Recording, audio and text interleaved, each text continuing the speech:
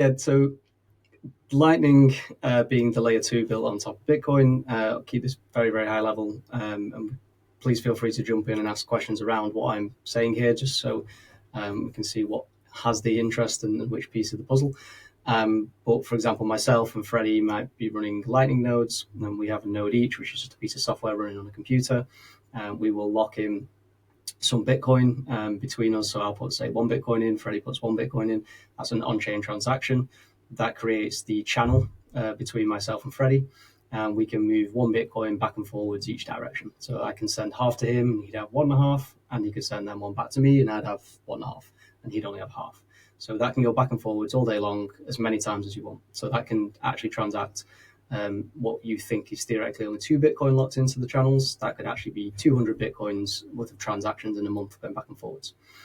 So that's at the very basic level. That's kind of like the core of what the Lightning Network is in terms of the channels and allowing that instantaneous communication between me and Freddie to settle that amount. It doesn't get settled on chain in any sense. It's just between the two of us, and we have cryptographic proof effectively that is legitimate, and we're not cheating each other in any respect. We will also be connected to many other nodes around the network, which will create the network itself, and everybody in theory will be connected to somebody through one point or another. So you can then route them. Transactions that are happening on the Lightning Network will always be able to find a route to the point to the node that is looking to send the payment to. That's kind of at the very basic level. What HODL would be obviously doing there is being that liquid initially is one of the strategies around it. We have maybe one of the misconceptions, I guess, of what Lightning is and how basic it is in that sense. As I've explained there's a basic mechanism between the two of us, and we've locked Bitcoin in, and there's movements happening there. And every time you're moving a transaction, the nodes in between are generating a transaction fee. So if I step back a little bit, myself, I have a node, Freddie has a node, and Jordan, you have a node. When I'm trying to send a transaction to yourself, but I'm not connected to you, I'm connected to Freddie, Freddie's connected to you. That'll allow Freddie to be the middleman and the liquidity provider to allow the Bitcoin effectively, or the IOUs, to settle from myself to you, Jordan. And Freddie will take a small fee for the purpose of moving the IOU from my side to your side. If we then eventually want to, that's the basic, should I say, of the routing concepts and making fees and generating fees on Lightning. If we then want to close them channels at any point, myself and Freddie could close our channel, and that will then settle back the amount that we have at each side. So by that point, Freddie could have 0.2 of a Bitcoin, and I've got 1.8 of a Bitcoin at my side. And when we settle it on chain, is another on chain transaction, and I'll receive 1.8 Bitcoin back. Freddie receives 0.2 back. That's the basic routing concept and the basic connection, I guess, between the Lightning nodes. There are many other ways around Lightning and how you can generate revenue. It's not just the basic yield from that perspective.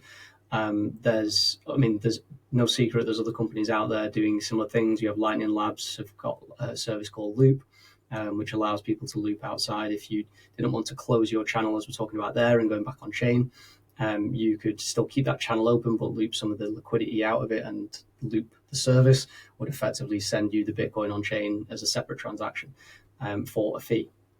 There's a couple of other services doing similar things to Loop as well. There's other services out there doing cross-platform, cross-protocol transactions, so between the likes of not only on-chain to Lightning being Loop, but there's also Lightning to Liquid, and there's Arc coming around now as well with an option. There's Fedi with the Fedimint side of things, and the crossover there between Lightning. There's lots of services now. This is kind of where we're coming from with the internet piece, and you start building this core internet piece, and all of a sudden around it, innovation happens and services appear, companies appear, being like Fedi, for example, with the Fedimint side, but that needs Lightning to be integrated to help. It makes it much more beneficial to have that Lightning integration, so it can be seamless between a Lightning payment versus a Fedi one and Arc and all the other ones that are kind of starting to build around this now.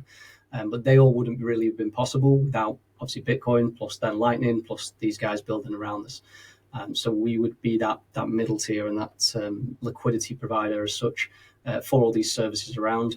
And eventually, obviously, the services are all part of that same ecosystem. So we'd be looking at all different methods and methodologies around how you generate yield on Lightning. It's not just as simple as the routing side of things.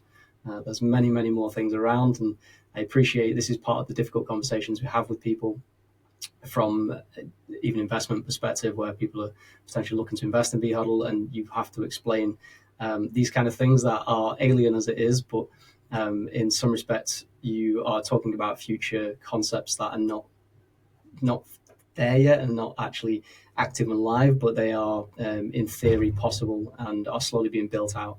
But they will come in time, and I think that's where our vision and where we see that is very similar to the internet and how that's built out, and the innovation, the evolution around what happened there is the way we would see then Bitcoin building out and the value around it. I know you have another question at a later point, so I won't jump ahead because I think there's probably a good explanation around the stablecoin side of things for some of that as well. This was my next question. But yeah, because was it last year that Tether announced that they were going to come back to Bitcoin and Lightning? How does this, even from my education as well, like how does this change anything? Does it bring a lot more demand to Lightning? Yep. I think maybe.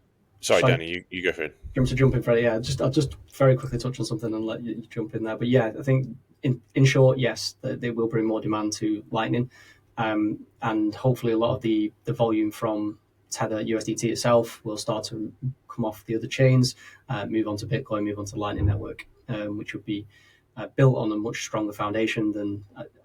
Don't like disrespecting a lot of the other altcoins and things like that, but they are what they are. But Solana, again, no offense to Solana, I've just picked on them there, but they turn off and on again every now and then when the network goes down, and you can't build a future financial system based off a couple of nodes going down, and you have to turn everything off and on again and reboot it in some respects. So already these guys are having these issues that are just not going to scale, whereas Bitcoin doesn't have that issue.